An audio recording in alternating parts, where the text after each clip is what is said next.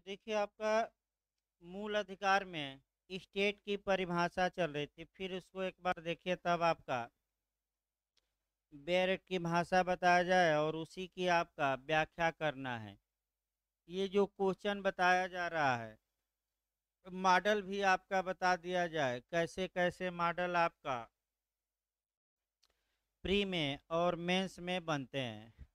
जो प्री में मॉडल बनता है वह पहला क्वेश्चन की जो धार अनुच्छेद 12 में स्टेट की परिभाषा दी गई है यह किसके लिए है, आपका किसमें लागू होगी, भाग 3 भाग 4 दोनों, इनमें से कोई नहीं। यानी कि मूल अधिकार नीति निर्देशक तत्व दोनों, इनमें से कोई नहीं तो दोनों मार कर आइए। दूसरा मॉडल ये बनता है कि मूल अधिकार सामान्यतः किसके, आगे बात न करिए भाई, अब मूल अधिकार किसके विरुद्ध प्राप्त हैं तो राज्य के।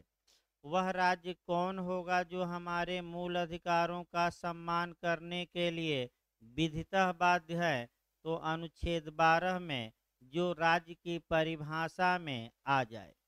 अभी हम परिभाषा शुरू करेंगे। अगला क्वेश्चन आपका लिस्ट बनता है कि निम्नलिखित में से कौन राज्य हैं और कौन राज्य नहीं है, वह एक एक लाइन याद करना पड़ेगा। अंत में मेंस में भी जो क्वेश्चन बनता है, राज्य को परिभाषित करिए और एक पुछल्ला नीचे जोड़ देता है, क्या न्यायपालिका राज्य में शामिल है कि नहीं।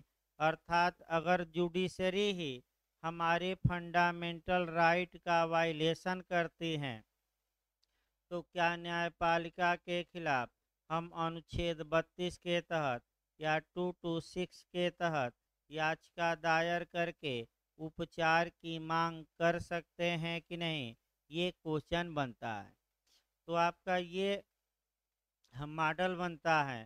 तो आइए अनुच्छेद 12 में फिर एक बार देखिए, जहाँ तक आर्टिकल 12 की बात है, चूंकि मूल अधिकार राज्य के विरुद्ध ही सामान्यतः प्राप्त हैं, अतः धार अनुच्छेद 12 में सबसे पहले आपका स्टेट को ही परिभाषित किया गया है।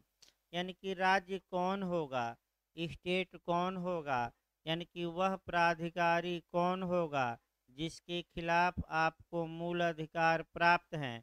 अर्थात मूल अधिकारों में कर्तव्य चूंकि स्टेट पर हैं तो स्टेट में कौन कौन शामिल माना जाएगा या कौन कौन स्टेट होगा संस्थाएं, इसका प्रावधान अनुच्छेद 12 में किया गया है। अब एक एक शब्द आपका पहले देखिए। इस भाग में मतलब कि आपका भाग 3 में तो तुरंत अनुच्छेद 36 भी पढ़ना है। अनुच्छेद 36 बताता है इस भाग में, इस भाग मतलब भाग 4 में। तो ये जो अनुच्छेद 12 में राज्य की परिभाषा है, ये मूल अधिकारों के लिए भी यही परिभाषा होगी और यही परिभाषा राज्य की नीति निर्देशक तत्वों के लिए भी चलेगी। तो अनुच्छेद 12 और दूसरा कौन कवर करेंगे 36, ये दोनों एक साथ पढ़िएगा। इस भाग में जब तक कि संदर्भ से अन्यथा अपेक्षित न हो, यानी कि जो ये राज्य की परिभाषा है ये त्यजन योग्य है, वैभीयर योग्य है, अगर संसद चाहे तो कानून बनाकर किसी संस्था को राज्य से क्या कर सकती है, बाहर। इसका मतलब कि संसद सक्षम है कि कानून बनाकर किसी संस्था को स्टेट की कैटेगरी से क्या कर दे, बाहर। अब उसका प्रभाव ये होगा कि अगर कोई संस्था राज्य की कैटेगरी से बाहर चली गई, अगर वह संस्था आपके मूल अधिकारों का हनन करती है तो आप कोर्ट का दरवाज़ा नहीं खटखटा सकते, क्योंकि अनुच्छेद 12 में वह राज्य से कहाँ चला गया है, बाहर। अगला शब्द देखिए, राज्य के अंतर्गत, यानी कि राज्य के अंतर्गत कौन कौन शामिल हैं। तो राज्य के अंतर्गत भारत की सरकार आती है और संसद आती है। तो पहले भारत की सरकार देखा जाए। भारत की सरकार यानी कि जो भारत की सरकार हैं वह राज्य में शामिल हैं। इसका मतलब ये हुआ, बैठिए भाई,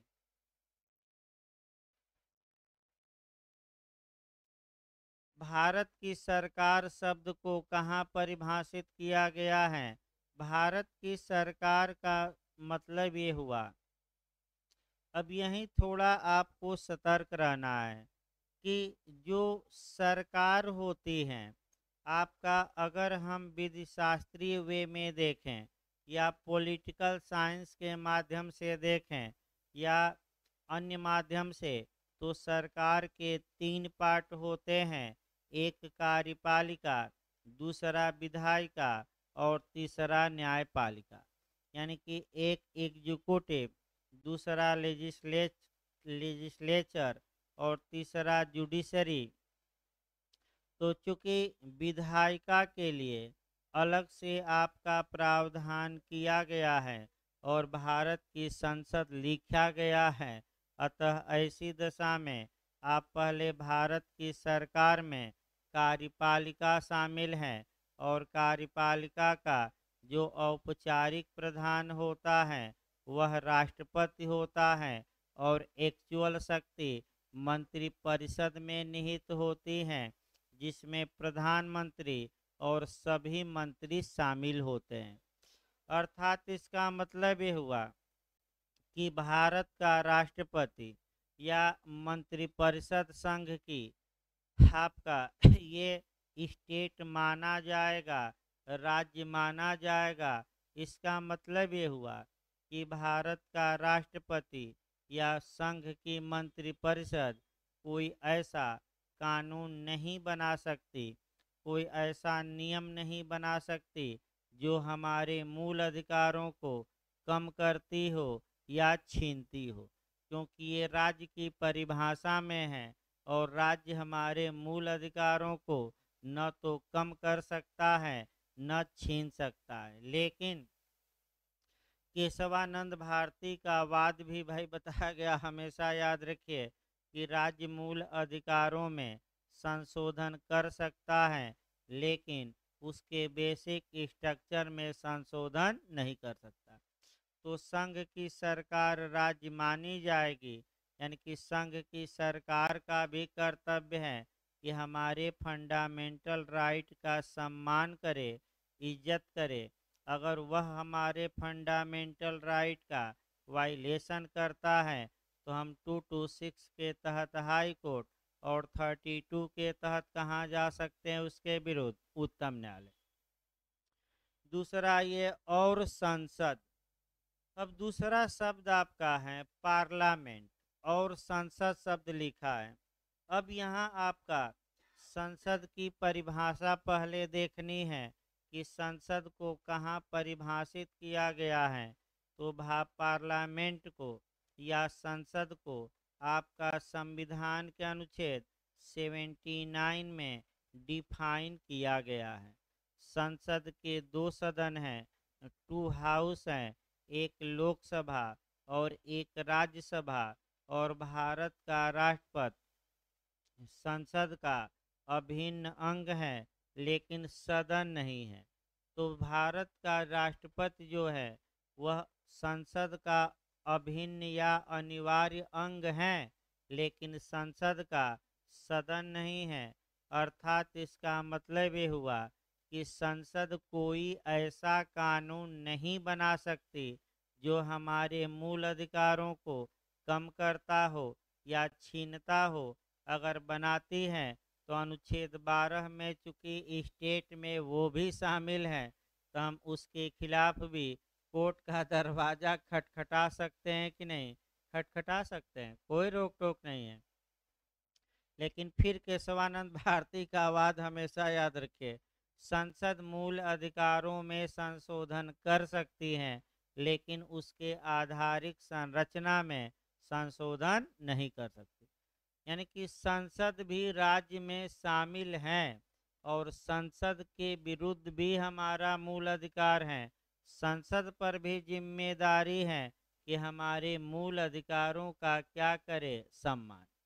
तो भारत की सरकार हो गया पहला, या भारत का शासन, दूसरा कौन हो गया? भारत की संसद। अब राज्य में आ जाइए, सेम पहले जोड़िए। जो भारत की सरकार हैं, राज्यों में हम जोड़ लेते हैं राज्यों की सरकार, और जो संसद है तो राज्य में राज्य विधान मंडल। तो दोनों कवर कर लीजिए राज्य में, यानी कि जो राज्य की राज्यों की सरकारें हैं, वह भी सरकारें आपका अनुच्छेद 12 में आपका स्टेट मानी जाएंगी। इसका मतलब ये हुआ कि राज्य सरकार का मतलब क्या हुआ? तो सरकार, राज्य सरकार का जो नाम मात्र का प्रधान होता है वह राज्यपाल है, और वास्तविक प्रधान मंत्रिपरिषद होती है। अर्थात राज्यपाल ऐसा कोई ऑर्डिनेंस या कानून या नियम या विधि इत्यादि विनियम भी इत्यादि इत्यादि मैंने और भी बातें हैं, बताया नहीं जा रहा है उतना लंबा, इत्यादि नहीं बना सकता जो हमारे मूल अधिकारों को कम करती हैं या छीनती हैं। मंत्रिपरिषद भी ऐसा कोई नियम विनियम इत्यादि नहीं बना सकती जो हमारे मूल अधिकारों को छीनता हो या कम करता हो। अगर मंत्रिपरिषद या राज्यपाल ऐसा करते हैं तो हम कोर्ट का दरवाज़ा उनके खिलाफ क्या कर सकते हैं? खटखटा सकते हैं। ये भी याद रखें। अगला है राज्यों का विधानमंडल, यानी कि इसका मतलब विधानमंडल की परिभाषा देखिए अनुच्छेद 168 में, यानी कि आर्टिकल 168 में राज्य विधानमंडल की परिभाषा दी गई है। राज्य विधानमंडल में कौन कौन शामिल हैं? तो विधानसभा, जहाँ जहाँ विधान परिषदें हैं वहाँ विधान परिषदें, ये दो सदन होंगे। जहाँ केवल विधानसभा है वहाँ एक सदन, और जहाँ जहाँ विधान परिषदें हैं वहाँ कितने सदन? दो सदन। ये दो सदन होंगे। ये राज्य विधान मंडल के सदन हैं, यानी कि हाउस हैं, और राज्यपाल या गवर्नर राज्य विधान मंडल का अभिन्न अंग है। तो थोड़ा संसद से फिर कोरिलेट करिए। संसद की परिभाषा किस अनुच्छेद में थी? 79। राज्य विधान मंडल की परिभाषा किस अनुच्छेद में? एक बार देख लीजिए तो गलत भाई, 168 एक बार देखिए ना। ठीक है भाई, नहीं हल्का सा भी संदेह हो 0.1% भी, तो उस संदेह का लाभ अभियुक्त को न दिया जाए, और तुरंत आपका बेयर एक्ट मौजूद है। एक बार बेयर एक्ट क्या किया जाए? देख लिया जाए। फिर हम बता रहे हैं बेयर एक्ट एक बार इसीलिए कहा जाता है कि लेकर आइए, जैसे ही जरा भी संदेह हो तुरंत वहाँ देखना, फिर एक बार कोरिलेट कर लिया जाए, तब आगे बढ़ा जाए। और प्री का भी क्वेश्चन इसमें बना है, वो भी देख लिया जाए। आपका जिस प्रकार अनुच्छेद 79 में पार्लियामेंट को परिभाषित किया गया है, उसी प्रकार राज्यों में अनुच्छेद 168 के तहत राज्य विधान मंडल को परिभाषित किया गया है। संसद के दो सदन हैं, लोकसभा और राज्यसभा। तो राज्य विधानमंडल का एक सदन तो अनिवार्य है, विधानसभा, और जहाँ जहाँ विधान परिषदें हैं वह दूसरा सदन भी होगा। दूसरा सदन हर एक राज्य में होना आवश्यक नहीं है, एक सदन ही भी हो सकता है। जिस प्रकार राष्ट्रपति संसद का सदन तो नहीं है लेकिन एसेंशियल पार्ट है, अनिवार्य अंग है, उसी प्रकार राज्य में जो गवर्नर होता है, राज्यपाल होता है, वह विधानमंडल का सदन नहीं है, बल्कि मैं फिर बता दूं अनिवार्य अंग है। तो दो मॉडल यहाँ क्वेश्चन जे में बना है कि विधानमंडल की परिभाषा की संरचना किस अनुच्छेद में? 168। दूसरा जो मॉडल बना है कि विधानमंडल में कौन कौन शामिल हैं, तो दिया है विधानसभा, विधान परिषद, राज्यपाल, उपर्युक्त सभी। तो कौन शामिल हैं? उपर्युक्त सभी। यानी कि इसका मतलब ये हुआ कि राज्य विधान मंडल राज्य हैं, और राज्य विधान मंडल ऐसा कोई कानून या विधि नहीं बना सकता जो हमारे मूल अधिकारों का हनन करता हो, वायलेशन करता हो। अगर बनाता है तो हम या तो डायरेक्ट हाई कोर्ट में, या कहाँ डायरेक्ट जा सकते हैं? सुप्रीम कोर्ट में। अगला देखिए आपका, यहाँ आपका न्यायपालिका पर एक बार बता दिया जाए, क्योंकि अब सरकार जब आ गई है तो न्यायपालिका को भी यही आपका बताना जरूरी है। देखिए आपका, अब समस्या ये आई कि क्या जो आपका न्यायपाल, ये अलग से भाई क्वेश्चन बनता है, इसको थोड़ा आपका अलग से भी समझना है। मैं फिर बता दूं, ये जो क्वेश्चन है टिप्पणी में अलग से बनता है, और इसको आपका अलग से समझना है, और 3 केस याद करना है। एक आप 3 केस क्या, चूंकि अमेरिका से आपका गवर्न होगा तो अमेरिका का केस भी लिखना पड़ेगा। यानी कि क्या न्यायपालिका अनुच्छेद 12 में राज्य में शामिल हैं कि नहीं, अब इस बात पर को हम देखेंगे। तो फिर एक बार देखिए, चूंकि मूल अधिकार अमेरिका से लिया गया है, तो दिमाग में ये रखना है कि अमेरिका का क्या नियम है। क्योंकि आजकल जो क्वेश्चन आपका पीसीएस में भी आपका इसके पहले वाले में आया था, तो संविधान से जो 3 क्वेश्चन बनाया था वह सीधे भारत के संविधान से न बनाकर आपका अमेरिका या इंग्लैंड के संविधान से कोरिलेट करके बनाया था। जैसे कि आपका अनुच्छेद 13 में बनाया गया कि जुडिशियल रिव्यू की शक्ति के बारे में, तो केवल भारत का नियम नहीं आपको पढ़ना है, आपको हर हाल में जो उससे रिलेटेड अन्य देशों के नियम हैं वो भी पढ़ना है, वो भी हम बताएंगे। क्योंकि मूल अधिकार अमेरिका से लिया गया है, तो पहले अमेरिका का नियम क्या है देखेंगे, और तब भारत का नियम देखेंगे। अब आइए, क्या न्यायपालिका अनुच्छेद 12 के तहत राज्य मानी जाएगी कि नहीं, इस विषय में अनुच्छेद 12 मौन है। यानी कि अनुच्छेद 12 में कोई भी बात बताई नहीं गई है कि न्यायपालिका राज्य मानी जाएगी कि नहीं मानी जाएगी। अगर जुडिशरी को आर्टिकल 12 में राज्य हम मान लेते हैं, इसका मतलब ये हुआ कि अगर न्यायपालिका कोई ऐसा आदेश, निर्णय या डिक्री देती है जो हमारे मूल अधिकारों को कम करता है या छीनता है, तो आर्टिकल 226 के तहत हम न्यायपालिका के खिलाफ ही न्यायपालिका में जाएंगे। यानी कि कोर्ट के खिलाफ ही कहाँ जाएंगे? कोर्ट में। और आपका और न्यायपालिका के खिलाफ ही न्यायपालिका में जाएंगे आर्टिकल 32 के तहत सुप्रीम कोर्ट में। तो इस विषय पर आपका चर्चा की जाएगी पहले। हाँ, अगर न्यायपालिका को राज्य नहीं माना गया तो इसका परिणाम ये होगा कि अगर न्यायपालिका हमारे मूल अधिकारों को कम करती है या छीनती है, तो हम उसके विरुद्ध कोर्ट का दरवाजा खटखटा नहीं सकते। 2 नियम याद रखिए, अगर राज्य है तो हम जा सकते हैं कोर्ट में, और अनुच्छेद 12 में राज्य नहीं है तो क्या कोर्ट में हम जा सकते हैं कि नहीं? नहीं जा सकते।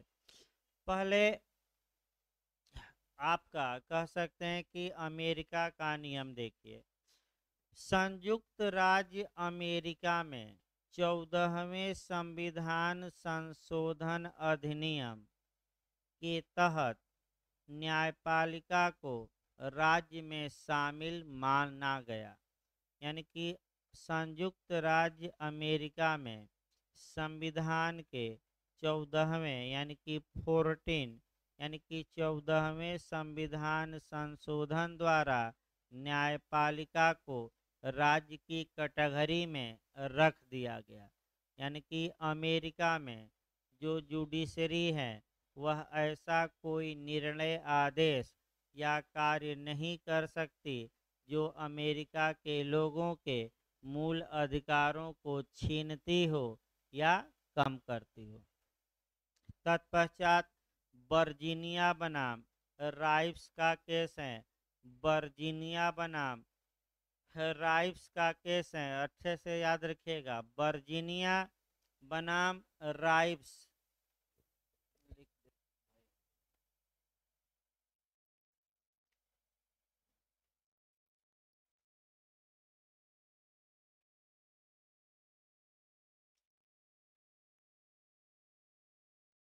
वर्जीनिया वर्सेज राइफ्स का केस है, रा ई आधा बस। वर्जीनिया बनाम राइफ्स का केस है। ये केस आपका 1880 का है, 1880 का है और फेडरल कोर्ट का है, यानी कि अमेरिका के संघीय न्यायालय का है। अमेरिका के फेडरल कोर्ट ने, यानी कि वहाँ का सुप्रीम कोर्ट जो है, अमेरिका के संघीय न्यायालय ने यह वर्जीनिया बनाम राइफ्स के बाद में यह निर्णय दिया, यह हेल्ड किया कि न्यायपालिका राज्य मानी जाएगी। अर्थात अमेरिका में न्यायपालिका को ये हक नहीं है कि वह मूल अधिकारों का क्या कर सके, वायलेशन। तो अमेरिका में 14वां संविधान संशोधन याद रखना है। और केस कौन सा? वर्जीनिया बनाम राइफ्स। क्या न्यायपालिका वहाँ राज्य है कि नहीं है?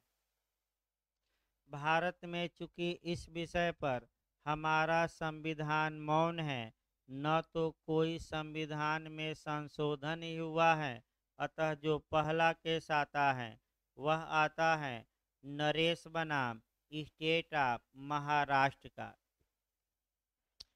यानी कि नरेश बनाम नरेश नरेश बनाम स्टेट ऑफ महाराष्ट्र का प्रथम केस आता है AIR 1967 सुप्रीम कोर्ट, यानी कि AIR 1967 उच्चतम न्यायालय। तो पहला केस कौन है? नरेश का है। इस केस में देखिए क्या हुआ। सर्वप्रथम इस वाद में ये विवाद उत्पन्न हुआ कि क्या भारत में जो जुडिशरी है, न्यायपालिका संस्था है, काय है, बॉडी है, क्या ये अनुच्छेद 12 में स्टेट की कैटेगरी में आती है कि नहीं। उच्चतम न्यायालय ने ये कहा कि अनुच्छेद 12 के तहत न्यायपालिका राज्य नहीं माना जाएगा। यानी कि न्यायपालिका को राज्य मानने से क्या कर दिया गया, इनकार। तो जब न्यायपालिका आर्टिकल 12 में राज्य की कैटेगरी से बाहर चली गई, इसका मतलब ही यही हुआ कि अगर न्यायपालिका हमारे मूल अधिकारों का हनन करती है तो हम कोर्ट का दरवाज़ा खटखटा सकते हैं कि नहीं? नहीं खटखटा सकते, क्योंकि उन्हीं के विरुद्ध हम जा सकते हैं जो अनुच्छेद 12 में किस कैटेगरी में आ जाए, राज्य के। चलता रहा मामला, चलता रहा। दूसरा केस आया AR अंतुले बनाम RS नायक। AR अंतुले बहुत महत्वपूर्ण केस है। AR Antule AR Antule versus RS नायक। RS नायक RS नायक का केस आया 1988 में। ये केस आया 1988 में सुप्रीम कोर्ट का। सुप्रीम कोर्ट ने इस वाद में भी न्यायपालिका को राज्य मानने से डिनाई किया। यानी कि इस वाद में भी राज्य मानने से न्यायपालिका को उच्चतम न्यायालय ने इनकार किया, लेकिन एक प्रगति ये हुई कि उच्चतम न्यायालय ने ये कहा कि न्यायपालिका राज्य में तो शामिल नहीं है, लेकिन न्यायपालिका को अपने ऊपर विवक्षित मर्यादा रखनी चाहिए, इम्प्लाइड आपका लिमिटेशन रखना चाहिए, अपना आचरण सही रखना चाहिए और अपने आचरण को कंट्रोल करना चाहिए। भले ही न्यायपालिका अनुच्छेद 12 में राज्य की कैटेगरी में न आती हो, लेकिन न्यायपालिका को ऐसा कोई आदेश नहीं दे सकती, ऐसा कोई निर्णय नहीं दे सकती जो लोगों के मूल अधिकारों का क्या करता हो, वायलेशन। या न्यायपालिका को भी ऐसा कार्य करने से बचना चाहिए जो हाँ लोगों के मूल अधिकारों का क्या करता हो, उल्लंघन। यानी कि सर्वप्रथम ए आर अंतुले के बाद में हल्का सा ये सुधार जरूर आया कि ठीक है, उच्चतम न्यायालय ने न्यायपालिका को स्टेट नहीं माना, लेकिन एक इम्प्लाइड लिमिटेशन विवक्षित मर्यादा ये जरूर लगाई कि न्यायपालिका भी आपका कह सकते हैं कि मूल अधिकारों का उल्लंघन नहीं करेगी, और लेकिन अगर करती हैं तो आप कोर्ट का दरवाजा खटखटा नहीं सकते। चलता रहा मामला, चलता रहा। तीसरा वही लास्ट केस है, कामन काज का केस आया। कामन काज बनाम भारत संघ का। कामन काज एक एनजीओ है, एक सामाजिक संस्था है। कामन काज रजिस्टर्ड संस्था बनाम भारत संघ। फिर सुप्रीम कोर्ट में तर्कों के अब तीर चलाए गए। देखिए तर्क क्या दिए गए और क्या उच्चतम न्यायालय ने लास्ट में फैसला दिया है। इस वाद में जो पिटिशनर था उसका अधिवक्ता क्या तर्क दे रहा था, तर्क पर लिखना है, 2 लाइन अगर आ जाए तो तर्क को लिखना ही पड़ेगा, क्योंकि सरकार शब्द का यूज किया गया है कि सरकार भी अनुच्छेद 12 में राज्य में शामिल है। तो पिटिशनर ये कह रहा था कि हजूर सरकार के 3 पार्ट होते हैं, एक विधायिका तो संसद हो गई, राज्य विधानमंडल, एक कार्यपालिका तो राष्ट्रपति राज्यपाल और मंत्रिपरिषद हो गई, और दूसरा न्यायपालिका भी होता है। तो जब आप सरकार के अंग में शामिल हैं तो आप अपने को राज्य मानिए, क्योंकि न्यायपालिका भी तो सरकार का क्या है, अंग है, पार्ट है। और सरकार के विरुद्ध लोगों को मूल अधिकार प्राप्त हैं, तो सरकार में तो आप भी शामिल हैं, तो आप अपने को अब राज्य मान लीजिए।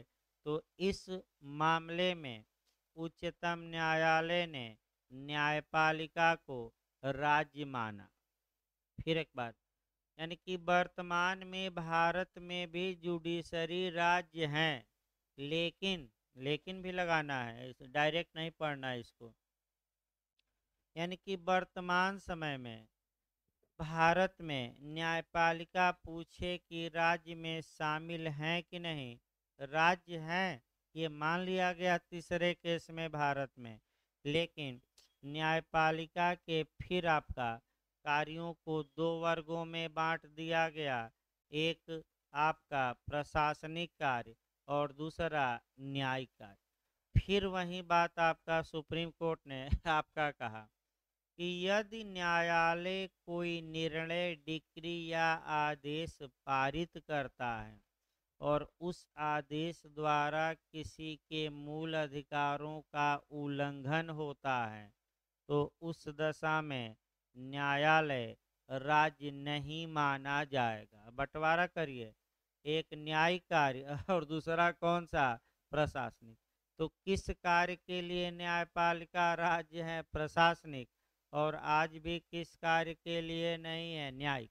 इसको अच्छे समझिए, दोनों को ये लिखना ही होगा 4 लाइन। यदि न्यायपालिका कोई निर्णय देती है, कोई आदेश देती है कोई डिक्री पारित करती है और उससे मूल अधिकारों का हनन होता है, वायलेशन होता है, तो ऐसे मामलों में अनुच्छेद 12 के तहत न्यायपालिका राज्य नहीं मानी जाएगी। नहीं माना आज भी। लेकिन अगर निर्णय, डिक्री या आदेश के अलावा न्यायपालिका कोई कार्य करती है तो ऐसी दशा में वह राज्य मानी जाएगी अनुच्छेद 12 में। और न्यायपालिका भी कह सकते हैं कि ऐसी दशा में मूल अधिकारों का हनन नहीं करेगी। अगर करती है तो पीड़ित व्यक्ति कहाँ जा सकता है? सीधे सुप्रीम कोर्ट, या सीधे कहाँ जा सकता है याचिका दायर करने? High court. तो न्यायपालिका के कार्य को दो भागों में बांटिएगा, एक निर्णय, डिक्री, आदेश देना और एक निर्णय, डिक्री, आदेश से भिन्न कार्य। जितने भी कार्य हैं वो सब प्रशासनिक माने जाएंगे। तो किस कार्य के लिए न्यायपालिका अब राज्य है? प्रशासनिक। और आज भी किस कार्य के लिए राज्य नहीं है? तो न्यायिक। न्यायिक का मतलब ये हुआ कि कोई निर्णय सुनाई, डिक्री पारित की या क्या दी? आदेश। इस प्रकार न्यायपालिका राज्य में शामिल है कि नहीं, टिप्पणी में क्वेश्चन आता है। फिर हम बता दें, 4 केस याद रखिएगा। इंग्लैंड में वर्जीनिया बनाम राइव्स का केस, भारत में पहला केस आपका नरेश का है, दूसरा आपका AR अंतुले, और तीसरा कॉमन काज का जो केस आया है नया। 3 केस भारत में हर हाल में याद होना चाहिए। फिर बैक हुई अनुच्छेद 12 पर। वो तो सरकार आ गई शब्द, तो क्या किया गया? सरकार को व्यापक हमने कर दिया। फिर बैक हुई है अनुच्छेद 12 पर। देखिए आपका राज्य के अंतर्गत भारत की सरकार, अब सरकार कोई ना पूछे क्या होता है। संसद, ये भी बता दिया गया। राज्यों में से प्रत्येक राज्य की सरकार, तो राज्य की सरकार भी बता दी गई। राज्यों का विधानमंडल, विधानमंडल भी बता दिया गया क्या है क्या नहीं। तथा अब आगे बढ़िए, भारत के राज्य क्षेत्र के भीतर या भारत सरकार के नियंत्रण के अधीन सभी स्थानीय और अन्य प्राधिकारी। इसका मतलब ये हुआ कि भारत के राज्य क्षेत्र के भीतर या भारत सरकार के कंट्रोल के अधीन सभी स्थानीय और अन्य प्राधिकारी, जितने लोकल अथॉरिटी हैं या जितनी अदर अथॉरिटी हैं, वो भी राज्य माना जाएगा कि नहीं? माना जाएगा। यहाँ शब्दों पर थोड़ा ध्यान देना है। देखिए आपका क्या शब्द आया है, भारत के राज्य क्षेत्र के भीतर। तो पहले तो भारत का राज्य क्षेत्र देखा जाएगा। भारत का राज्य क्षेत्र या भारत की एरिया कहाँ तक होगी? अगर कोई आपसे पूछ ले तो एक अनुच्छेद और एक अनुसूची जरूर बताइएगा। अनुच्छेद 1 बताता है कि भारत अर्थात इंडिया राज्यों का संघ होगा और भारत में वे क्षेत्र शामिल हैं, यानी कि भारत का एरिया वह कहा जाएगा, या भारत में वे राज्य शामिल होंगे जिनका उल्लेख अनुसूची नंबर 1 में किया गया है। यानी कि संविधान के प्रथम अनुसूची में जितने राज्यों का उल्लेख किया गया है और संघ शासित प्रदेशों का, वे भारत के अभिन्न क्या है? अंग है। अब उसमें प्री में पूछा जाता है कि जम्मू कश्मीर का उल्लेख कहाँ है, यूपी का उल्लेख कहाँ है, माने क्रम संख्या, फिर पहला किसका उल्लेख है, ये सब भी आगे बताना पड़ेगा अनुसूची में जाकर, क्योंकि प्री के लिए ये भी क्वेश्चन आता है। फिर बैक होइए, तो अब तो भारत का राज्य क्षेत्र आ गया, यानी कि भारत के राज्य क्षेत्र के भीतर, यानी कि भारत की एरिया के भीतर भारत का राज्य क्षेत्र संविधान के लिए कौन होगा, जिनका उल्लेख अनुच्छेद 1 में और किस अनुसूची में किया गया है, फर्स्ट शेड्यूल में नाम ही दिया गया है। अगर आप देखें तो पहले नाम दिया गया है कि कौन कौन क्षेत्र हैं, कौन कौन राज्य हैं जो भारत में क्या है शामिल। अगला शब्द देखिए, के भीतर या भारत सरकार के नियंत्रण के अधीन, यानी कि भारत सरकार के कंट्रोल के अधीन सभी स्थानीय और अन्य प्राधिकारी हैं। जो सबसे बड़ा विवाद है आपका भारत सरकार के नियंत्रण के अधीन आपका स्थानीय प्राधिकारी और अन्य प्राधिकारी। तो आपका जो यहाँ विवाद का विषय है कि लोकल अथॉरिटी किसे माना जाएगा, स्थानीय प्राधिकारी किसे माना जाएगा और अदर अथॉरिटी यानी कि अन्य प्राधिकारी किसे माना जाएगा, यह संविधान हमारी व्याख्या नहीं करता, ये संविधान कहीं नहीं बताता। अब पहले नियम जान लीजिए कि भारत सरकार के कंट्रोल में जितने स्थानीय प्राधिकारी या अन्य प्राधिकारी हैं वे राज्य माने जाएंगे अगर बेयर एक्ट के अनुसार हम इसकी व्याख्या करें। अब इसी शब्द की व्याख्या करना है और पहले स्थानीय प्राधिकारी हम देखते हैं। स्थानीय प्राधिकारी उन संस्थाओं को कहते हैं जिनकी स्थापना या तो हमारा संविधान करता है या कानून बनाकर जिनकी स्थापना की गई है। फिर एक बार समझिए, लोकल अथॉरिटी स्थानीय प्राधिकारी उन संस्थाओं को कहेंगे जो या तो संविधान द्वारा सृजित की गई हैं या कानून द्वारा उसको सृजित किया गया है और संविधान के तहत या कानून के तहत उन्हें पावर दिया गया है, शक्ति दी गई है नियम बनाने की, विनियम बनाने की। तो हम कहेंगे कि यह लोकल अथॉरिटी है और यह भी राज्य में क्या है शामिल। अब दो तीन उदाहरण देखिए। सबसे पहले उदाहरण हम देखते हैं, आपका कह सकते हैं कि निर्वाचन आयोग का। निर्वाचन आयोग का प्रावधान संविधान में किया गया है, वह एक कॉन्स्टिट्यूशनल बॉडी है। निर्वाचन आयोग नियम कायदे बनाता है और नियम बनाता है, विनियम बनाता है। तो जो निर्वाचन आयोग नियम बनाता है क्योंकि संविधान द्वारा उसका सृजन हुआ है, तो भले ही क्या वह स्थानीय प्राधिकारी में शामिल माना जाएगा कि नहीं माना जाएगा, क्योंकि उसकी रचना कौन करता है, संविधान। अर्थात निर्वाचन आयोग भी कोई ऐसा नियम या विनियम अर्थात विधि नहीं बना सकता जो हमारे मूल अधिकारों को कम करती हो या छीनती हो। अगर बनाता है तो हम हाई कोर्ट में किस अनुच्छेद के तहत जा सकते हैं, आपका 226 और सुप्रीम कोर्ट नहीं, सुप्रीम कोर्ट में 32। अब देखिए क्या नियम बनाया। निर्वाचन आयोग गाइडलाइंस जारी करता है, उसमें मूल अधिकार का हनन नहीं होना चाहिए। निर्वाचन आयोग ने ये बनाया कि जब कोई प्रत्याशी पर्चा दाखिला करे तो पुराना इतिहास देने की आवश्यकता नहीं है, यानी कि हिस्ट्री शीट देने की आवश्यकता नहीं है।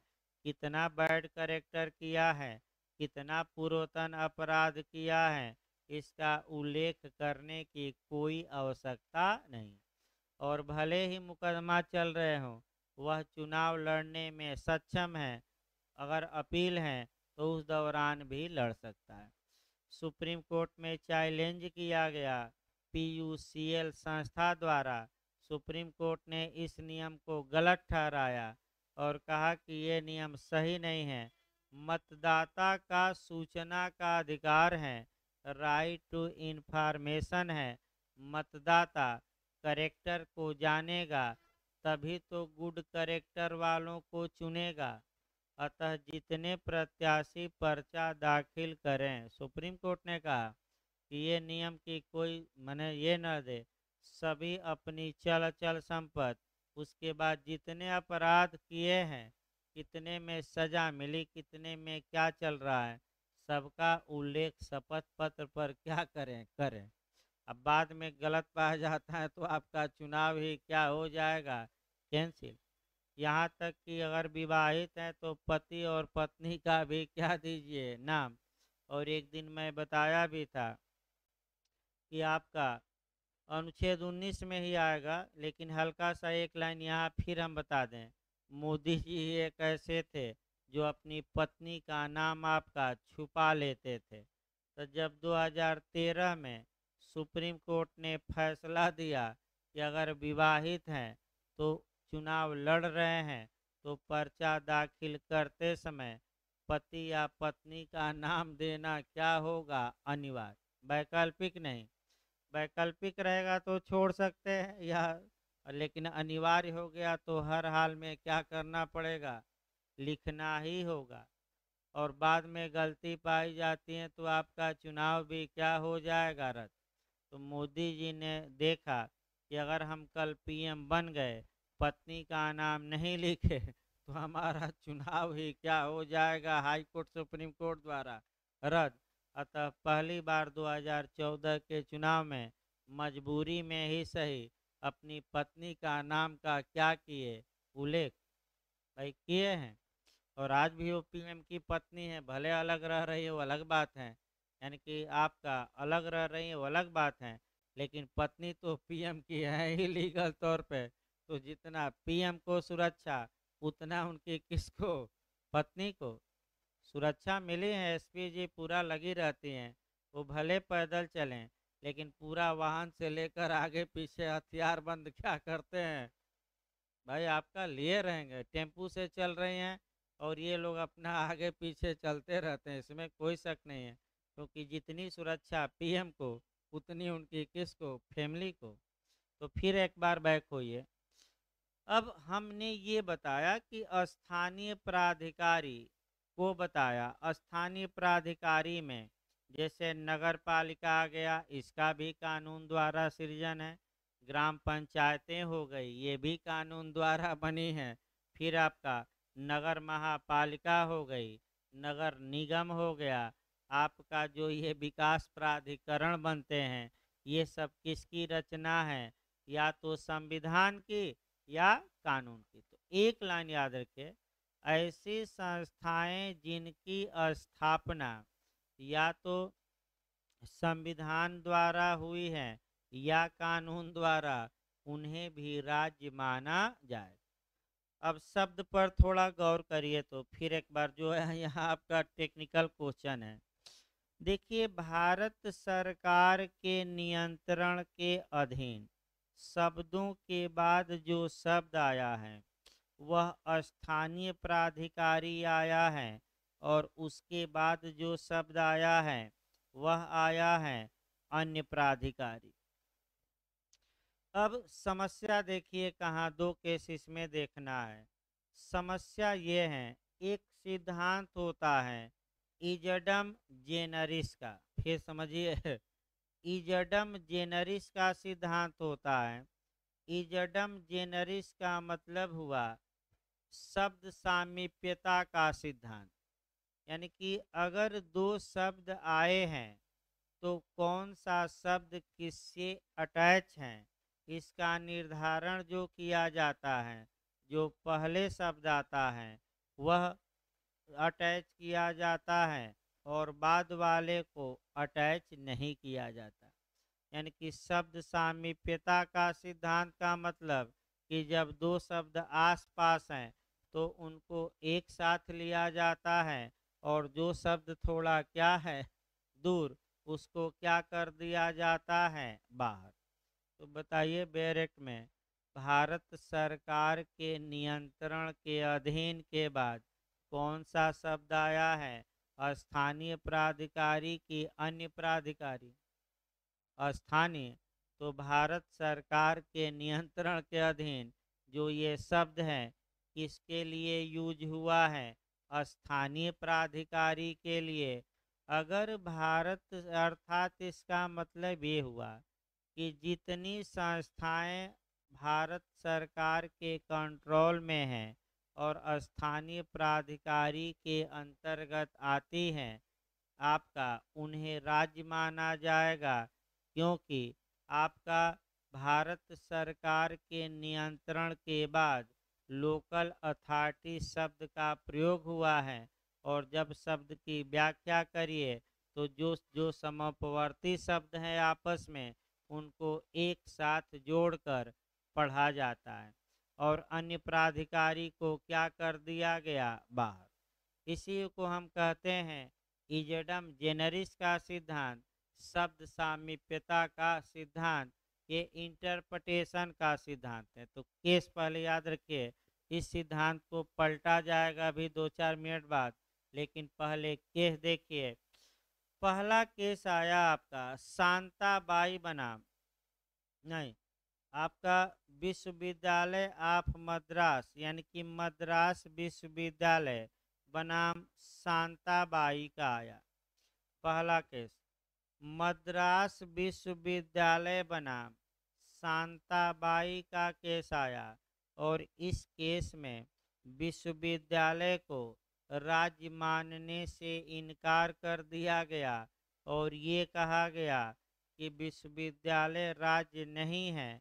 फिर तर्क दिया मद्रास हाई कोर्ट ने कि जो ये स्थानीय प्राधिकारी शब्द आया है, क्योंकि इसके पहले शब्द हैं भारत सरकार के कंट्रोल के अधीन, तो जो ये स्थानीय प्राधिकारी हैं ये भारत सरकार के नियंत्रण के अधीन शब्द के साथ पढ़ा जाएगा।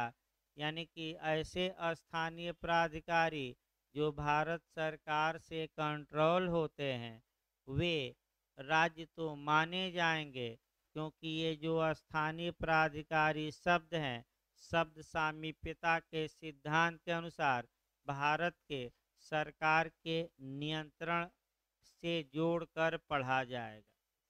ये यानी कि शांताबाई के केस में सर्वप्रथम उच्चतम न्यायालय ने बताया कि अनुच्छेद 12 में इजडम जेनरिस का सिद्धांत लागू होता है और दो शब्द आपस में एक साथ आए हैं उनको एक साथ पढ़ा जाएगा।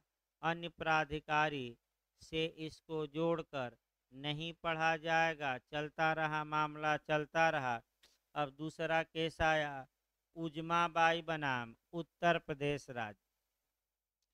उजमाबाई बनाम उत्तर प्रदेश राज्य का केस आया AIR 1962 सुप्रीम कोर्ट का।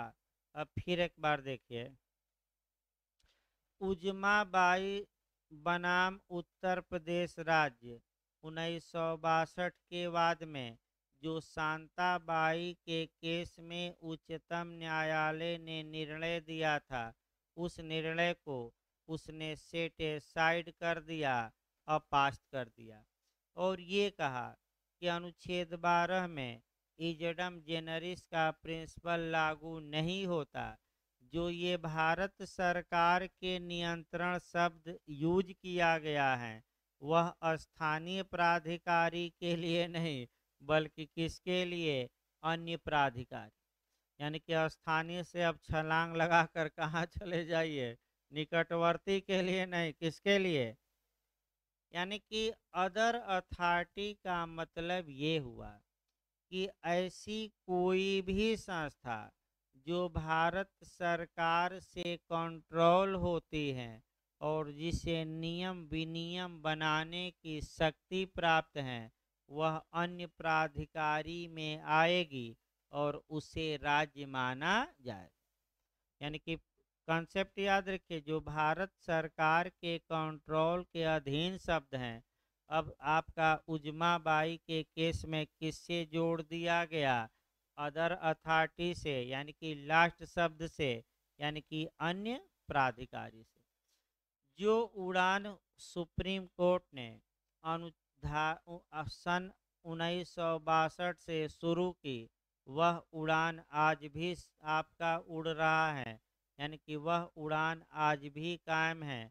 इसका मतलब ये हुआ कि जो उदार निर्वचन उजमा बाई के बाद में 1962 में सुप्रीम कोर्ट ने किया, उसके बाद झड़ी लग गई और तमाम संस्थाओं को राज्य मानना सुप्रीम कोर्ट ने, हाई कोर्ट ने क्या कर दिया शुरू, और कहा कि आप भी राज्य हैं।